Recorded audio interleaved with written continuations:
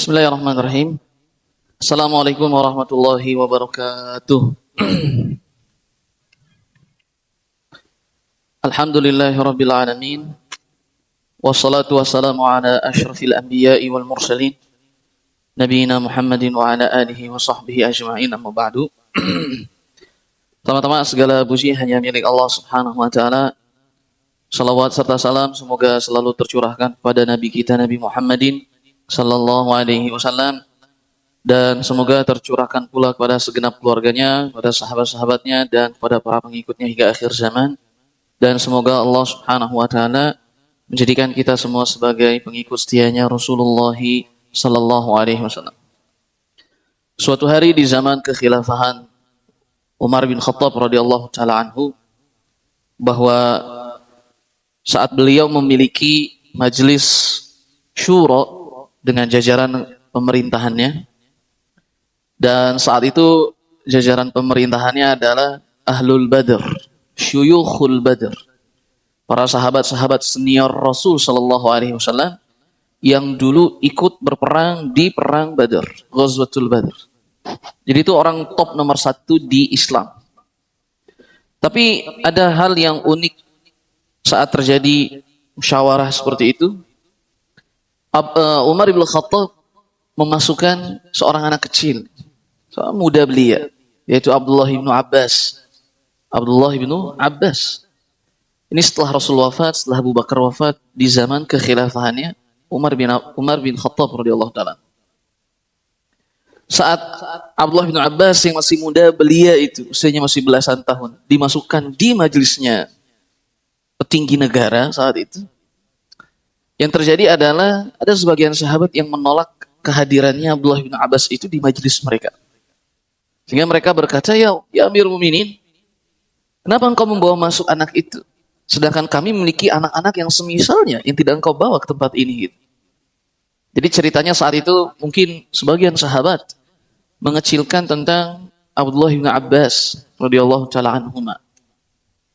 Akhirnya Umar saat itu tidak menjawab pertanyaan itu, melainkan menjawabnya dengan hal yang lain, yaitu Umar berkata kepada mereka, kalau begitu izinkanlah aku bertanya kepada kalian. Dan Umar bertanya kepada jajaran pemerintahannya saat itu, senior sahabat, sahabat seniornya Rasul sallallahu alaihi wasallam. Umar bertanya, siapa yang tahu tentang surat An-Nasr? Idza jaa nasrullahi wal fath.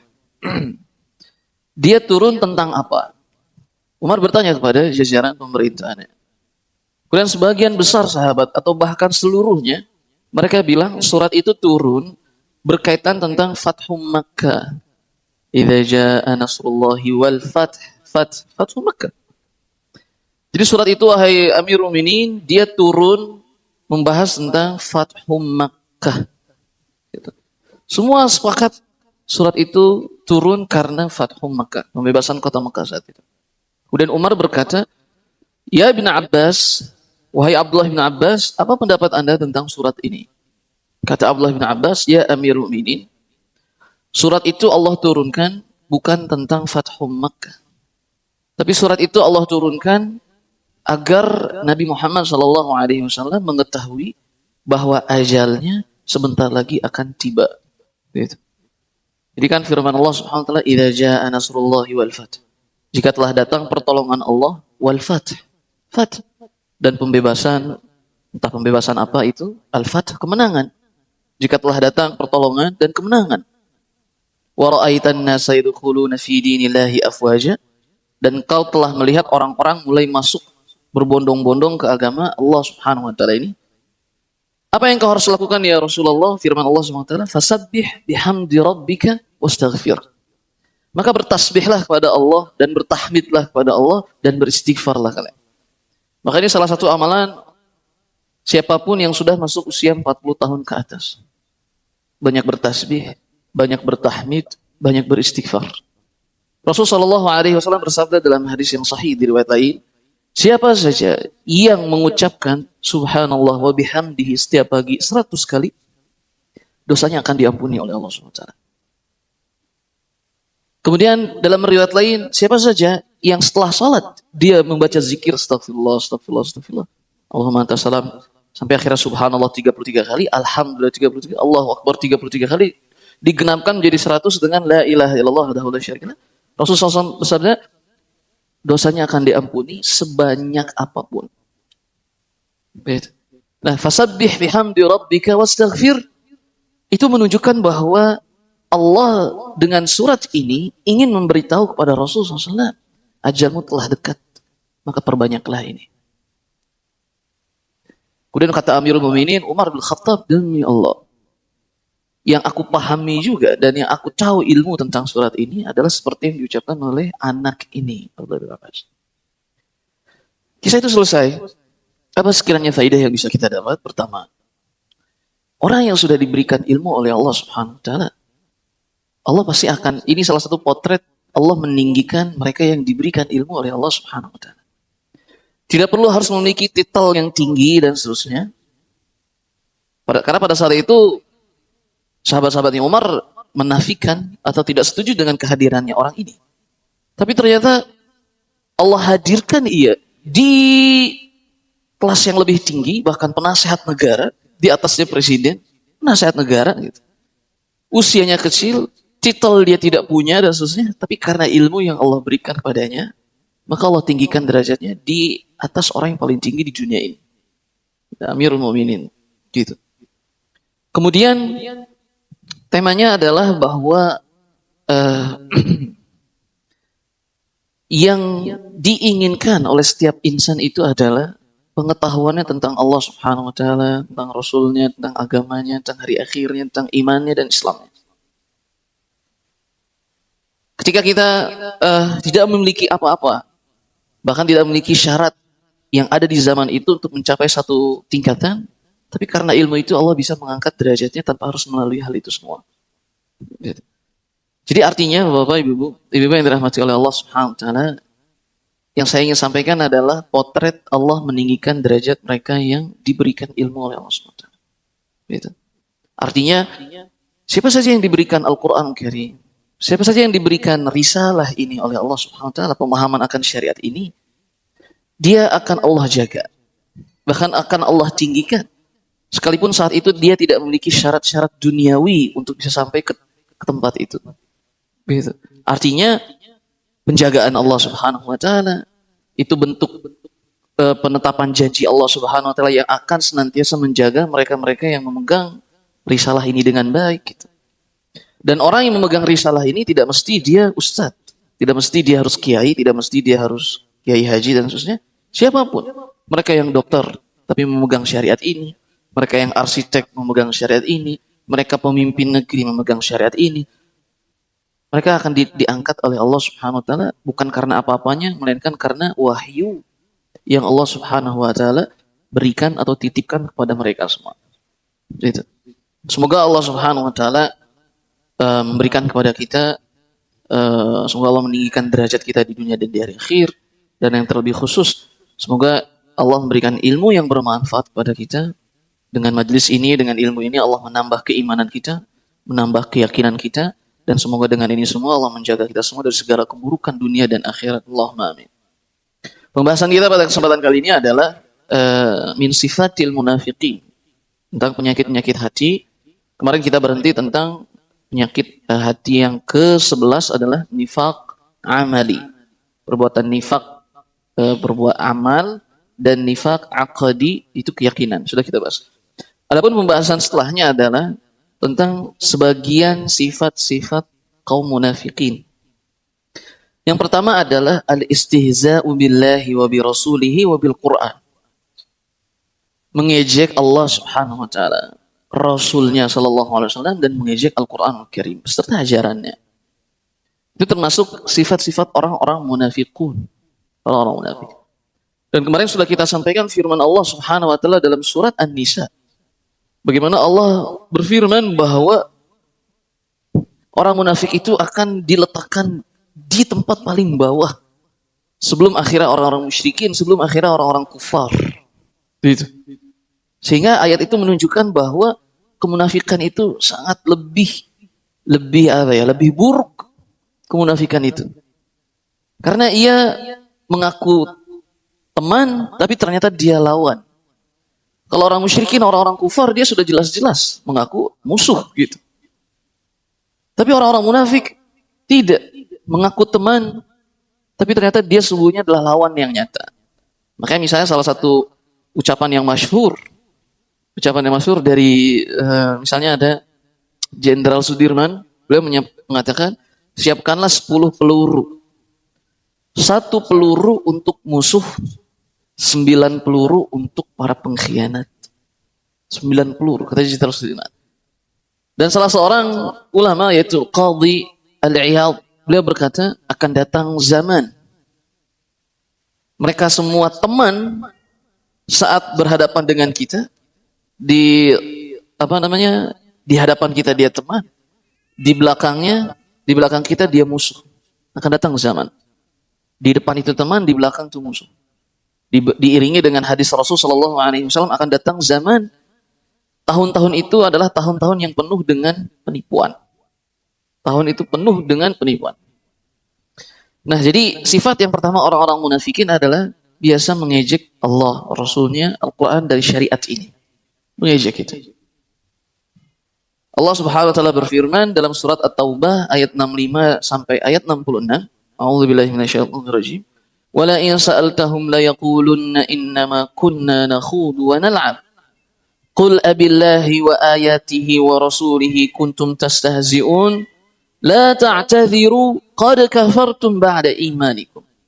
Arti ayatnya adalah, dan jika engkau bertanya kepada mereka, maksudnya engkau ini adalah Rasulullah SAW. Ya Rasulullah, jika engkau bertanya kepada mereka, orang-orang munafik itu, niscaya mereka akan berkata, sesungguhnya kami ini hanya nal'ab, bermain saja. Nakhudu wa nal'ab, hanya mengucapkan saja, bercanda, dan hanya bermain saja. Ucapan kami itu enggak jujur, maksudnya cuma hanya bercanda saja, enggak serius gitu.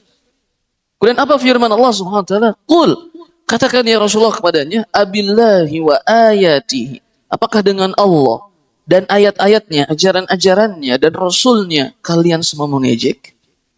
Kemudianlah sambungan ayatnya, janganlah kalian meminta maaf, karena sesungguhnya kalian telah kafir, telah kufur setelah keimanan kalian, setelah kalian beriman. Kisah ini, Bu, di salah satu peperangan. Rasulullah SAW dengan para sahabat saat itu sedang berangkat dalam peperangan. Ada sebagian orang-orang munafikun yang ikut dalam peperangan itu. Orang munafikun ikut dalam peperangan itu. Kalau tidak salah, ini adalah peristiwa yang terjadi di Perang Tabuk. Peristiwa yang terjadi di Perang Tabuk. Saat perjalanan itu sangat jauh, kemudian cuaca sangat panas luar biasa, atau di salah satu peperangan, saya lupa. Orang-orang munafik, saat itu Rasul bertanya, di mana Ka'ab? Di mana sahabat Ka'ab ini? Sahabat tidak melihat Ka'ab bin Malik itu ada. Ya, berarti ini Perang Tabuk. Di mana Ka'ab bin Malik itu? Para sahabat tidak menjawabnya karena tidak melihat di pasukan kaum muslimin, tidak ada. Kemudian tiba-tiba orang-orang munafik bilang, dia itu hanya orang-orang yang memikirkan perutnya saja. Dia itu adalah orang yang paling pengecut bertemu dengan musuh. Dia itu orang diledek. Ya, sahabat-sahabat itu makanya diejek luar biasa, sampai diejek tentang, makanya dalam syariat kita, Bu, mengejek sahabat Rasul itu melanggar pelanggaran syariat. Karena di sini Rasul marah dan itu dianggap dia telah mencela agama Allah Subhanahu wa taala, mencela sahabat termasuk dengan mencela agama Allah Subhanahu wa taala. Singkat cerita, Rasul sallallahu alaihi wasallam tiba-tiba langsung diturunkan ayat ini, Bu. Kemudian akhirnya Rasul menyampaikan ayat ini kepada mereka. Jika engkau bertanya kepada mereka, ya Muhammad, mereka akan mengatakan, kami hanya bermain saja, bercanda saja, tidak serius dan seterusnya. Katakan kepadanya, sungguh kalian telah kufur setelah keimanan kalian. Gitu. Akhirnya para sahabat saat diturunkan ayat ini, dia memegang kaki Rasul SAW sambil minta maaf. Sambil minta, ya Rasulullah, kami hanya bercanda, kami tidak serius mengejek ini dan seterusnya. Kata Allah Subhanahu wa taala ayat setelahnya, la ta'tadhiru. Jangan kalian minta maaf. Qad kafartum ba'da imanikum. Karena sesungguhnya kalian telah kufur setelah keimanan kalian. Subhanallah. Jadi mengejek Allah, Rasulnya, Al-Quran Karim, ajaran Islam ini, serius ataupun tidak serius, bercanda ataupun tidak bercanda, jangan dilakukan. Misalnya orang mengejek apa dan seterusnya. Tapi ada potret, ada seorang yang mengejek azan di zaman Rasul Shallallahu Alaihi Wasallam di tahun ke-8 Hijriah. Itu kisahnya Abu Mahdzurah. Saat itu ia belum masuk Islam. Tapi memang peristiwa ini, orang ini belum masuk Islam sebelumnya, Abu Mahdzurah. Cuman dia adalah anak-anak yang masih muda belia, masih anak-anak kecil. Tapi tidak terlalu kecil, mungkin usia 7 tahun ke atas. Dia meledek Bilal bin Rabah yang sedang azan. Diledek azan itu. Seketika ada sahabat yang melaporkan kepada Rasul tentang ada segerombolan anak-anak yang mengejek Bilal, muadzin, dan azan. Tidak boleh diledek. Kemudian Rasul mengatakan, panggilkan anak-anak itu. Dipanggilkan semuanya. Salah satunya adalah Abu Mahdzurah. Kemudian Rasul berkata, apakah benar kalian mengejek azan? Iya ya Rasulullah. Kenapa kalian mengejek azan? Ya Rasulullah, hanya bermain saja. Kata Rasulullah SAW. Kemudian setelah kisah itu Rasul melihat Abu Mahdzurah ada di antaranya. Kemudian Rasul meminta, ya Abu Mahdzurah kemarilah gitu. Kemudian Rasul diktekan tentang azan, lafaz azan. Kata Abu Mahdzurah saat itu, sesungguhnya tidak ada orang yang paling aku benci dari Rasul SAW. Sebelumnya saat itu Abu Mahdzurah sangat membenci Rasul SAW. Apalagi saat itu ia sedang mendiktekanku beberapa lafaz untuk aku ulang lagi. Sehingga itu yang paling menjengkelkan Abu Mahdzurah saat itu sebelum masuk Islamnya. Tapi Rasul ajarkan azan. Setelah selesai azan diajarkan oleh Rasul SAW, Rasul memegang kepalanya, kemudian memegang hatinya dan memegang perutnya sambil berdoa. Didoakan Abu Mahdzurah itu. Kemudian kata Rasul SAW, ya Abu Mahdzurah, persiapkanlah barang-barangmu, pakaian-pakaianmu gitu. Kemudian kata Abu Mahdzurah, ya Rasulullah, kemana? Masjidil Haram, Makkah. Aku ingin ngutusmu ke Makkah. Ya Rasulullah, untuk apa? Muadzin. Aku ingin kirim dirimu ke Mekah untuk menjadi muadzinku di Masjidil Haram Ka'bah. Mekah. Kemudian kata Abu Mahdzurah, ya Rasulullah, aku jadi muazzinmu setelah aku mengejek azan Bilal dan seterusnya. Kata Rasulullah, nah, iya. Seketika itu kata Abu Mahdzurah, maka sungguh setelah itu tidak ada orang yang paling aku cintai melebihi cintaku kepada Rasul Shallallahu Alaihi Wasallam. Masuk Islam. Atau mungkin saat itu dia memang masih kanak-kanak yang muslim gitu ya. Saya tidak tahu apakah sebelumnya muslim atau bukan muslim gitu. Saya tidak tahu. Yang jelas ada kalimat beliau bahwa sebelumnya Rasulullah itu adalah orang yang paling aku benci. Tapi setelah itu yang terjadi menjadi orang yang paling dia cintai. Salah satunya maksudnya kadang perbuatan kita berbeda saat menangani anak-anak yang sudah dewasa mengejek syariat Islam dengan anak-anak kecil yang masih kecil mengejek syariat Islam dan seterusnya. Harus dibedakan. Tapi yang namanya perbaikan dan memperbaiki sama. Rasul memperbaiki yang dewasa, Rasul juga memperbaiki yang kecil. Artinya, mau yang besar, mau yang kecil saat melakukan kesalahan, harus ada perbaikan dan caranya lah yang berbeda. Orang yang dewasa, kalau dia sudah dewasa, kemudian meledek tentang syariat Allah, meledek tentang celana di atas mata kaki misalnya, meledek lihyah misalnya, kemudian meledek kerudung misalnya, meledek niqab misalnya, kemudian meledek apa lagi? Syariat-syariat Islam lainnya misalnya. Kalau dia sudah dewasa dan dia adalah muslim, jangan macam-macam. Gitu. Dan ini adalah perbuatan orang-orang munafik. Misalnya contoh, kami mendapati saat itu dosen kami, saat kita di PT IKI itu, Jakarta, ada dosen yang mengatakan, kalian ini gimana sih? Kaum muslimin itu saya bingung. Kenapa? Di masjid-masjid itu pembahasannya masih tentang toharoh. Sedangkan barat sudah naik ke bulan. Kenapa sih kalian masih toharoh saja? Masih mengecilkan dan mengejek hal itu. Doktor, dosen di Fakultas Islam, kampus Islam. Ucapkan kalimat seperti itu. Orang lain sudah naik bulan, kalian masih belajar toharoh. Subhanallah. Pertanyaan yang seperti itu pernah ditanyakan juga kepada Syekh Al-Utsaimin rahimahullah, salah satu ulama di Saudi. Saat beliau ditanya, kenapa kalian itu masih berjibaku dengan Sahih Bukhari, buku fikih, kemudian buku... Orang di luar sana sudah pembahasannya sampai ke bulan dan sebagainya. Jawaban Syekh itu begini, masih lebih muliaan kami. Karena kami saat belajar itu, kami makhluk, belajar tentang sang Khalik, sang pencipta. Tapi kalau kalian makhluk, belajar ke makhluk. Kalau kami makhluk, mendekat diri kepada Khalik. Yang kita bahas itu tentang Khalik. Nah, yang menciptakan alam semesta. Kalau kalian dari makhluk ke makhluk, kalau kami dari makhluk ke Khalik, ya. Akhirnya orang itu terdiam dan merasa ya, tidak ada yang lebih utama yang kita lakukan di muka bumi ini daripada mengenal perbuatan kita menuntut ilmu dan mengenal Tuhan kita siapa, agama kita apa, dan siapa nabi kita dan apa ajarannya. Gak ada yang lebih mulia dari itu semua. Semua hal gak ada yang lebih mulia dari itu semua di dunia ini. Gitu. Dan subhanallah, tapi pembahasan khawatir melebar. Kemudian berikutnya, dalam pembahasan ini ada pembahasan detailnya. Poin pertama ini antara dosa besar dan antara keluar dari agama, membatalkan keislaman seseorang, mengejek Allah, Rasulnya, ayat-ayatnya, Al-Quran dan ajaran Islam ini. Ada dua hukumannya. Antara itu dosa besar atau bisa membatalkan keislamannya. Kalau yang bisa membatalkan keislamannya, perbuatan ini yang bisa membatalkan keislamannya adalah jika memang yang ia ejek itu benar Allah, Rasulnya, dan ajarannya.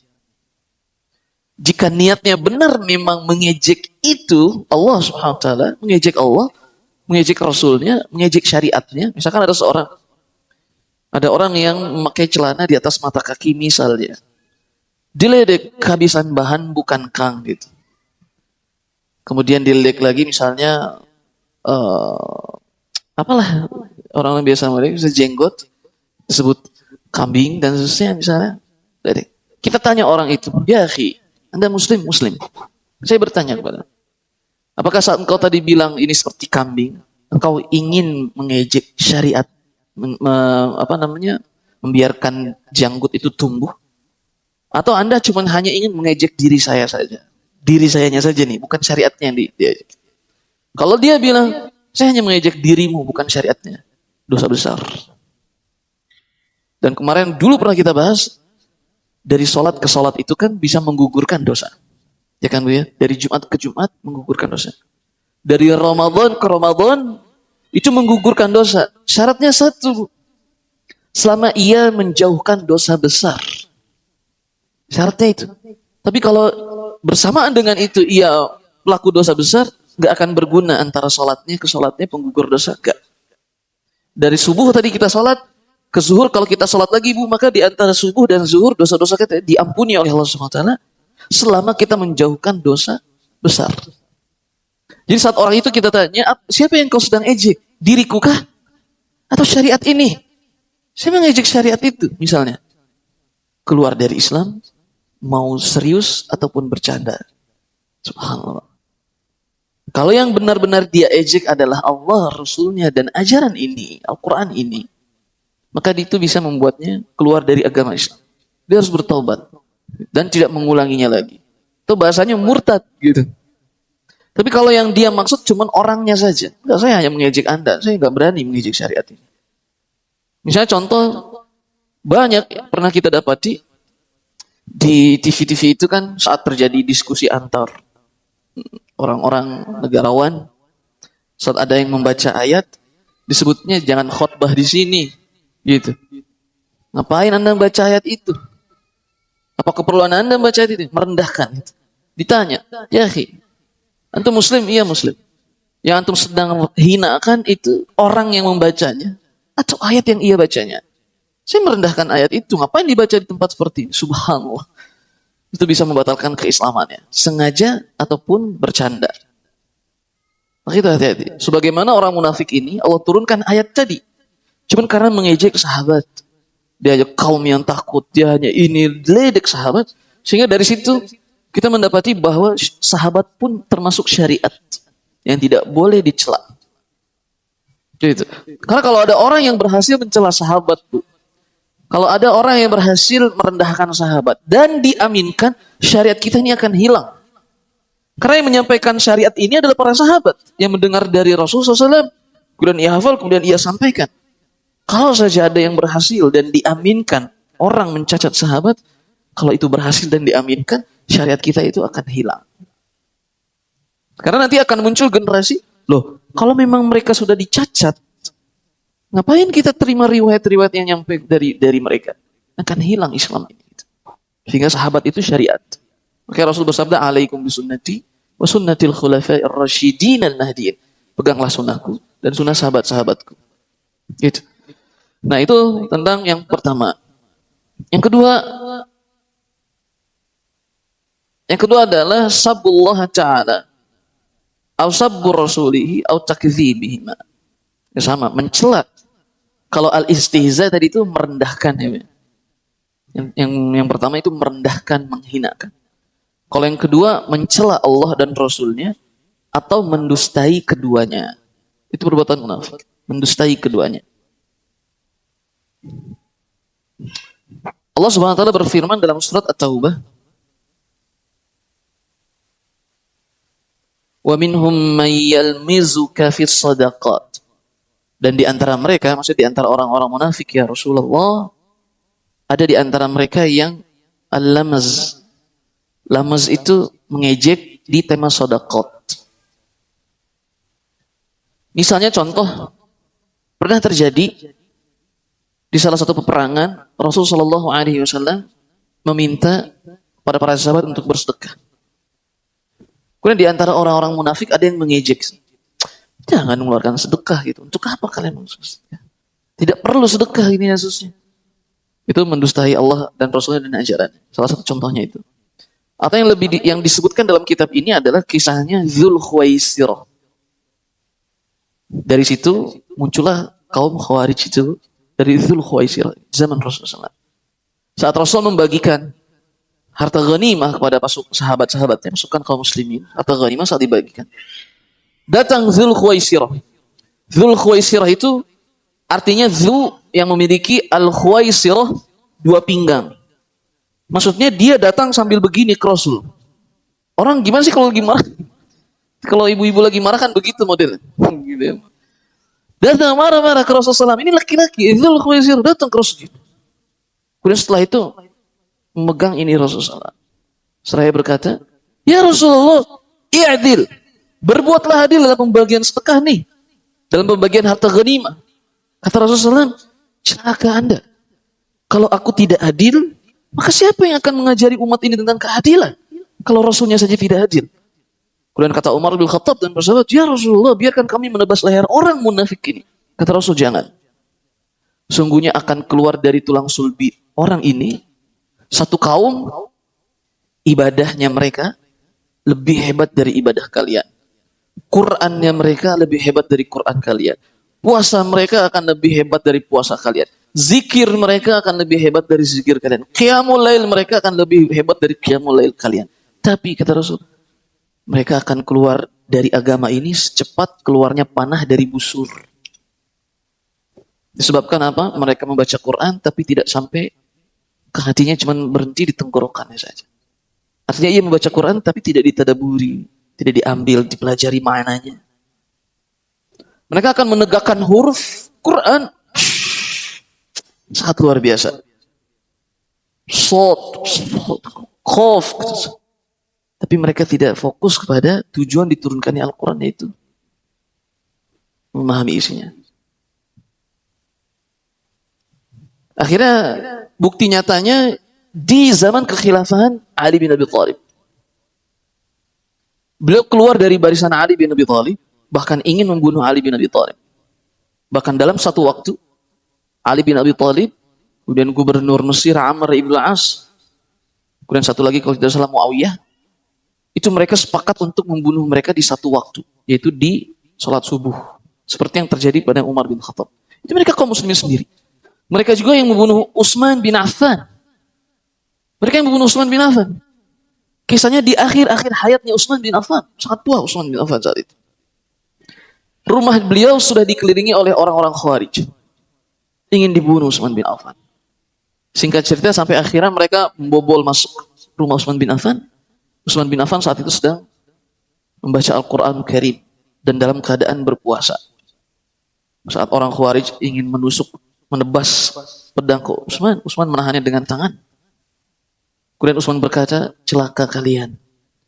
kalian telah mengotori atau menebas tangan yang dulu digunakan untuk menulis wahyu dari lisan Rasulullah SAW.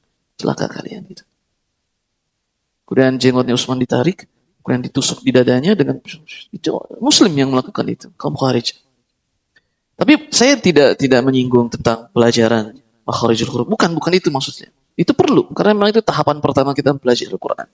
Tapi kaum Khawarij ini yang maksud mereka membaca Quran cuma sampai tenggorokan saja karena mereka tidak mengimani isi Al-Qur'an gitu. Itu poinnya di situ. Mereka tidak mengimani isi Al-Qur'an, mereka hanya membaca saja. Nggak mau mengimani apa yang ada dalam Al-Quran Al-Karim. Gitu.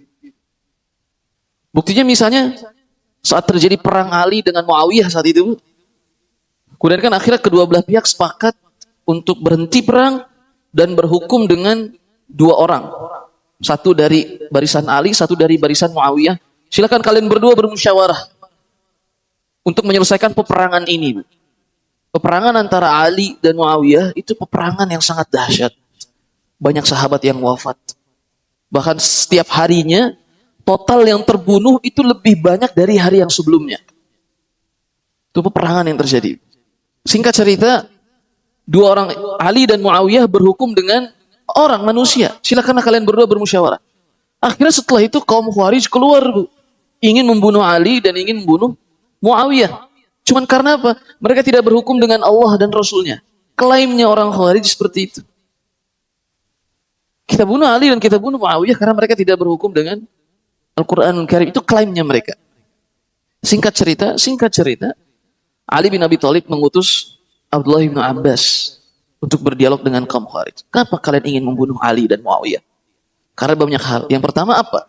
Kata kaum Khawarij, lihat nih orang-orang Khawarij. Karena Ali tidak mau disebut sebagai Amirul Mukminin. Kalau dia tidak mau disebut dengan Amirul Mukminin, berarti dia Amirul Kafirin. Akhir kata Abdullah bin Abbas, kalau saya bisa menjawab pertanyaan ini, apakah kalian akan kembali lagi bertaubat? Ya, kami akan kembali lagi kalau memang Anda benar. Akhirnya kata Abdullah bin Abbas, saya menyaksikan. Bahkan Ali sendiri yang menulis perjanjian Hudaybiyah di zaman Rasul. Ingat ya, kisah Hudaybiyah saat Rasul dan sahabat ingin umroh, dicegat sama orang musyrikin Makkah saat itu. Tidak boleh umroh sampai akhirnya membuat perjanjian. Saat Rasul bilang, tulis wahai Ali perjanjian ini. Bismillahirrahmanirrahim. Saya Muhammad Rasulullah. Kata orang Quraisy, tunggu sebentar. Kenapa engkau tulis Rasulullah utusan Allah Muhammad? Kalau kami, kata orang Quraisy, musyrikin Quraisy, kalau kami tahu Anda adalah utusan Allah, kami nggak akan memerangi Anda sampai detik hari ini. Nggak mau, tulis saja Bismillah, Bismi Muhammad, dengan nama Muhammad saja. Bin Abdillah. Apakah engkau membenci namamu disebut Ibnu Abdillah? Apakah engkau mengingkari kakekmu, nenekmu, dan seterusnya? Kata Rasulullah SAW, ya Ali, hapus Rasulullah, ganti Muhammad bin Abdillah gitu. Kata Ali, nggak mau ya Rasulullah, saya nggak mungkin menghapus kalimat Rasulullah itu. Kata Nabi Muhammad, ya Ali, hapus. Nggak mau ya Rasulullah, saya nggak berani menghapus Rasulullah. Kata Rasulullah, kalau begitu, mana tulisan Rasulullah? Yang ini ya Rasulullah, kemudian Rasul hapus. Itu menunjukkan Rasul ummi, tidak bisa baca dan tidak bisa menulis. Rasul bilang kepada Ali, mana kalau gitu tulisan Rasulullah, mana? Yang ini ya, dihapus sama Rasul sendiri. Kemudian kata Abdullah bin Abbas, wahai kaum Khawarij, apakah saat Rasul menghapus namanya sendiri sebagai Rasulullah, dia bukan Rasulullah? Tubna ya Ali, kami taubat ya Ali. Satu, apa lagi? Yang kedua, Ali dan Muawiyah berhukum dengan manusia. Allah bilang, ala hukma illa lillah. Hukum itu milik Allah. Kalau mau bertanya hukum, tanya ke Quran. Tanya kepada Allah SWT, Quran, hadis. Akhirnya kata Ali, kalau saya bisa menjawab, kalian mau bertobat? Iya. Bukankah Allah berfirman dalam surat An-Nisa, saat hendak terjadi perceraian? Gitu. Sedang hendak terjadi perceraian antara keluarga seorang suami dengan istrinya, apakah Allah tidak menyebutkan di ayat itu fab'atsu hakaman min ahlihi wa hakaman min ahliha, maka utuslah dari pihak suami seorang dan dari pihak istri seorang berdialog menghadirkan islah. Bukankah seperti itu? Iya. Kata orang Khawarij, mereka tahu ayat itu, mereka membacanya tapi tidak mau mengimaninya. Itu masalahnya, itu tidak mau mengimaninya. Kemudian yang lebih dari itu, jika orang yang sedang umroh, sedang pakaian ihram gitu ya, dia membunuh hewan yang ada di tanah suci, kan tidak boleh. Singkat cerita, dia tanyakanlah damnya itu kepada orang yang adil. Dia harus melakukan apa, harus melakukan apa, harus melakukan. Kata Abdullah bin Abbas, kalau saja tentang hewan saja, Allah sendiri yang bilang, tanyakan kepada orang yang adil, orang yang berilmu.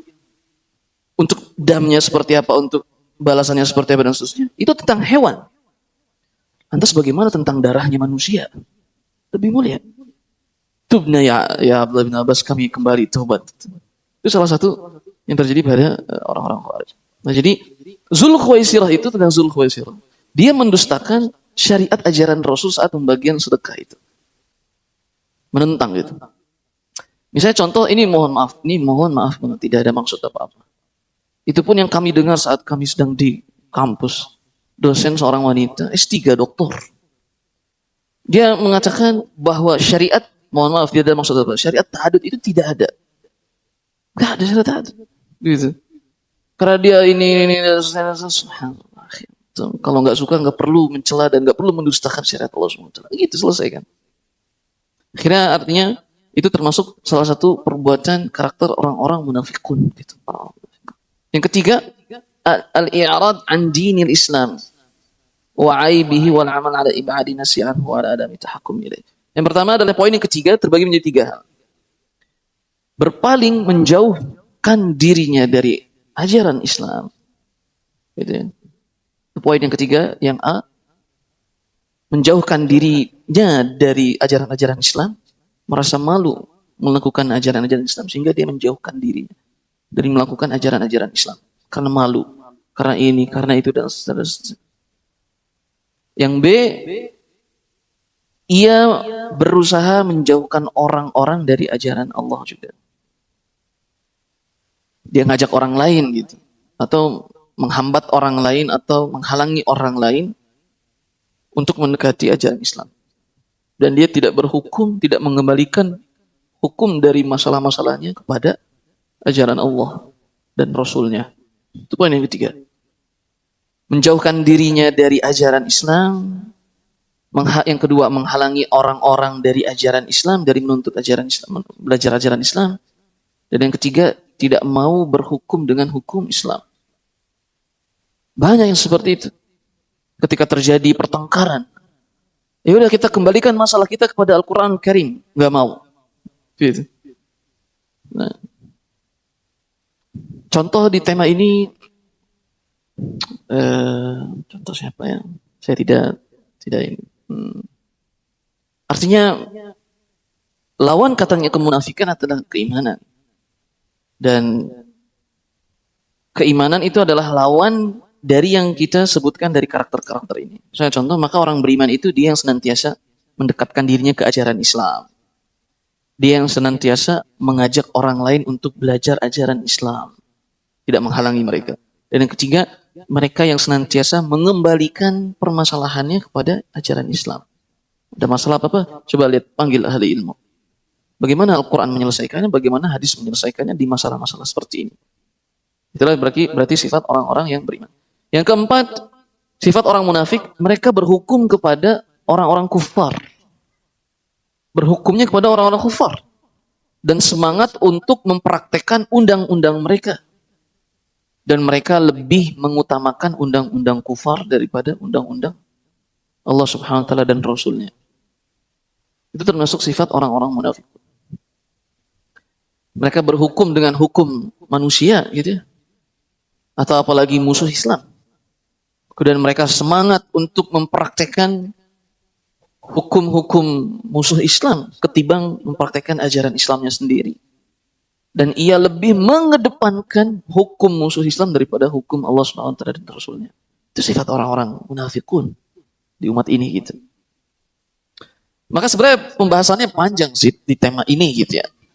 Karena barang siapa yang mengatakan bahwa ada hukum lain yang lebih afdal daripada hukumnya Allah dan Rasulnya, itu bisa membatalkan keislaman seseorang. Kalau ada yang mengatakan bahwa di luar sana ada hukum selain hukum Allah dan Rasulnya lebih afdal dari hukum Allah dan Rasulnya, dia Kalau dia berkata, enggak, hukum Allah dan Rasulnya yang lebih afdol. Tapi kita enggak bisa, kita ingin melakukan ini, itu dosa besar. Subhanallah.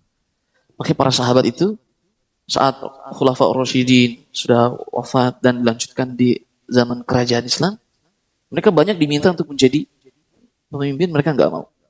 Sampai akhirnya Abu Qilabah, sahabat yang terakhir meninggalnya dari sahabat Rasulullah, dia harus lari tinggal di tengah-tengah padang pasir.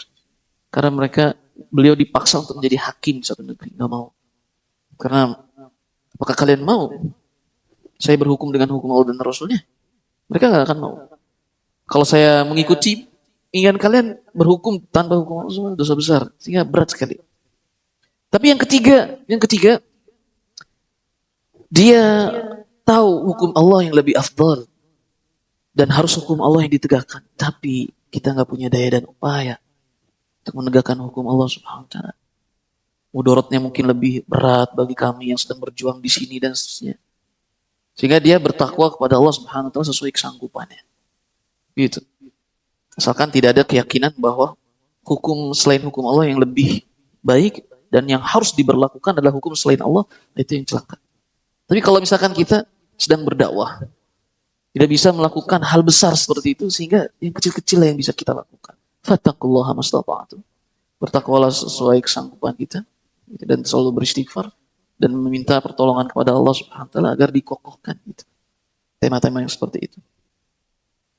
Nah, kemudian yang kelima, mencela aibnya para ulama. Dan umumnya adalah orang-orang beriman yang jujur. Dia mencela dan menghinakan para ulama dan orang-orang beriman yang jujur, orang soleh itu. Itu juga termasuk karakter orang-orang munafikin, mencela ahli ilmu gitu. Membicarakan ahli ilmu. Kekurangannya ahli ilmu disampaikan.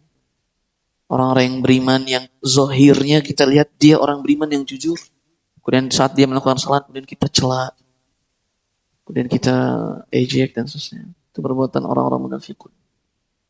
Makanya kan kisah Imam Ahmad itu. Kisah Imam Ahmad ada seorang syekh namanya Syekh Abu Quraib. Syekh Abu Quraib. Syekh Abu Quraib itu termasuk orang yang senantiasa mentahzir Imam Ahmad. Mungkin bahasa tahzir sudah malum ya, Bu ya. Ditahzir. Saat ini ditahzir.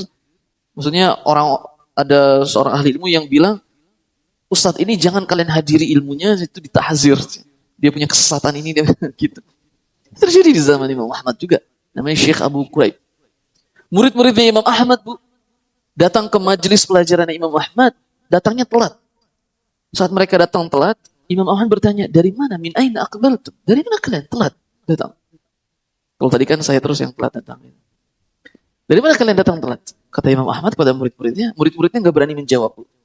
Kenapa nggak berani menjawab? Karena mereka telat karena sebelumnya hadir di majelisnya Syekh Abi Quraib. Pelajaran saat itu sedang butuh waktu yang banyak, sehingga akhirnya mereka harus selesai dalam waktu yang terlambat, sehingga terlambat pula ke majelis imam. Lihat bagaimana potret para penuntut ilmu. Baru selesai satu majelis, hadir lagi di majelisnya. Subhanallah. Dan ternyata yang seperti itulah justru yang menjaga negeri Islam. Makanya itu yang dilakukan oleh Umar bin Abdul Aziz. 2 tahun setengah bumi, negeri-negeri Islam yang berada di bawah kepemimpinannya makmur. 2 tahun setengah. Bahkan para ulama sejarah mengatakan, kalau saja Allah memberikan usianya lagi 2 tahun setengah, satu bumi ini yang makmur. Bukan orang beriman saja yang makmur, tapi orang-orang kufar pun akan ikut makmur. Dan akan mendapatkan rasa keadilannya. Itu 2 tahun setengah. Semua negeri Islam tidak ada lagi yang mustahik zakat. 2 tahun setengah. Gimana kira-kira rumusnya? Pelajari tentang biografi Umar bin Abdul Aziz. 2 tahun setengah. Dan tidak berbicara politik. Misalnya contoh saja hari ini kita tuh ada salah satu pemimpin kita yang senang membagi kepada rakyatnya dan seterusnya. Sehingga banyak rakyat yang menangis kemudian memanjatkan doa. Yang terharu kemudian memanjatkan doa. Ini memanjatkan doa terus. Akhirnya musuh pun menjadi kawan. Tapi mungkin yang terganggu menjadi lawan. Itu bentuk kecilnya saja yang pernah terjadi di zaman pemimpin-pemimpin yang adil. Umar bin Abdul Aziz. Singkat cerita, yang pertama kali beliau lakukan adalah tidak membiarkan satu desa tidak ada ulama. Nggak membiarkan itu. Maka semua desa yang pertama kali beliau lakukan, kirim para ulama masuk ke desa-desa. Dan menghidupkan syariat Islam, dan menyatukan barisan, jauhi dulu tentang permasalahan, perbedaan pendapat. Itu yang dilakukan. Yang pertama kali dilakukan oleh sang Khalifah Umar bin Abdul Aziz itu. Kemudian setelahnya menghidupkan Baitul Mal, mengajak para orang-orang kaya untuk tobat, para jajarannya, banyak kisah. Jadi artinya ternyata dengan majelis ilmu itulah justru yang menjaga dan merawat negeri, keutuhan negeri. Itu Umar bin Abdul Aziz. Nah, yang ketujuh, banyak atau bukan banyak, memuji ahlil kufur. Memuji. Mereka yang masuk Islam, dipuji. Kemudian memuji pemikiran, ahli pemikiran, tokoh pemikiran mereka, gitu, dipuji. Dan menyebarkan pemikiran-pemikiran mereka yang bertentangan dengan ajaran Islam. Itu salah satu karakter orang-orang munafikun. Memuji ahlil kufur, kemudian memuji ahli pemikiran, para pemikir mereka dipuji tuh. Mereka punya pemikiran yang berbeda dengan ajaran Islam, dipuji. Kemudian apalagi tadi menyebarkan pemikiran mereka yang jelas-jelas bertentangan dengan ajaran Islam. Itu termasuk karakter orang-orang munafikun. Nah, seperti tadi, kalian mesti mempelajari Sahih Bukhari. Di zaman ini kalian mempelajari Sahih Bukhari. Orang di luar sana sudah sampai ke gunung, sampai ke bulan, gitu. Kalian gitu, subhanallah. Itu tanda-tanda karakter orang-orang munafik. Semoga Allah jaga kita semua. Kemudian yang kedelapan, sedikit sekali ketaatan, yang melakukan ketaatan. Saat melakukan ketaatan, merasa berat sekali, merasa malas sekali ketika mengerjakan ibadah-ibadah yang wajib. Merasa berat dan malas saat melakukan ibadah-ibadah yang wajib. Itu karakter orang-orang munafik. La yadhkurunallaha illa qalila. Gimana? Wahum kusala wa la yadhkurunallaha illa qalila. Tidaklah mereka menegakkan salat itu melainkan dalam keadaan malas dan mereka tidak berzikir kecuali sedikit. Maka agar kita termasuk orang-orang yang berzikir, tidak menjadi orang-orang munafik yang zikirnya sedikit. Setidaknya kata Imam Ibnu Katsir, saat hendak tidur kita berzikir, saat bangun tidur kita berzikir, saat keluar rumah kita berzikir, saat ke masjid kita berzikir, dan zikir setelah sholat, dan zikir pagi dan petang. Setidaknya itu agar kita termasuk orang-orang yang senantiasa berzikir. Dan sebenarnya berzikir itu faidahnya ke kita juga. Kan tadi kita sudah sebut, zikir setelah sholat saja faidahnya, keutamaannya, dosa kita akan Allah ampuni sebanyak apapun. Sebenarnya di balik syariat Allah itu, berzikirlah kalian karena Allah ingin menghapus dosa-dosa kita yang banyak sangat. Ibu, kalau kita tahu dosa itu bukan hanya saat kita melakukan pelanggaran syariat. Ya itu dosa, tapi bukan itu saja dosa itu. Dosa yang kedua adalah pengertian dosa kedua adalah saat kita melakukan perintah Allah tidak dengan semestinya, itu pun dosa. Makanya saat kita menuntut ilmu, kita jadi tahu sholat itu seperti apa. Kemudian bersedekah itu seperti apa. Kemudian ibadah-ibadah itu seperti apa. Jual beli itu seperti apa. Itu keutamaan di atas keutamaan. Maka segala perintah Allah dan Rasulnya nih Bu, saat kita lakukan tidak sesuai dengan semestinya, itu pun dosa tersendiri. Misalnya sholat Allah minta untuk khusyuk, tidak buru-buru. Tapi kita sekalipun dia sudah melakukan ibadah itu Bu, tapi saat dia melakukan ibadah itu tidak dengan semestinya, itu pun dicatat sebagai satu dosa. Gitu. Yang 9, mereka lebih mengedepankan dunia daripada akhirat. Kemarin kita diceritakan ada orang yang keluar dari pekerjaan, kenapa engkau kerja? Padahal udah enak kerja gitu. Kerja 8 jam kerja, kemudian tidak banyak kegiatannya, tidak capek kerjanya, gaji juga udah 2 juta ke atas. Gitu. Untuk pekerjaan yang seperti itu udah luar biasa lah gitu. Kenapa Anda milih keluar? Gak bisa sholat Ustaz. Gitu. Untuk sholat aja harus diatur. Kalau ada waktu baru boleh sholat, kalau gak ada waktu gak boleh sholat. Keluar, saya lebih milih keluar.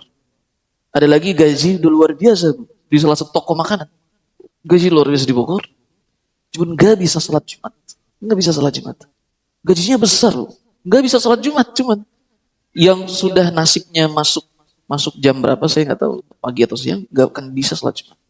Kata bapaknya, rek naon maneh salat kerja gawe kitu cenah bisa salat Jumat. Keluar juk mentok duit sakitu jeung naon teu salat Jumat mah moal barokah sih ya. Ngomongnya gitu ceritanya. Kalian kan luar biasa gitu. Akhirnya dia keluar. Dan sekalipun sampai detik hari ini dia belum mendapatkan pekerjaan. Ketika ditanya nyesel nggak? Enggak lah Ustaz. Saya kerja kagak salat Jumat, kafir nanti saya. Good, good job. Gitu kan. Itu butuh orang-orang yang seperti itu. Tahu Ibu pembahasan terakhir di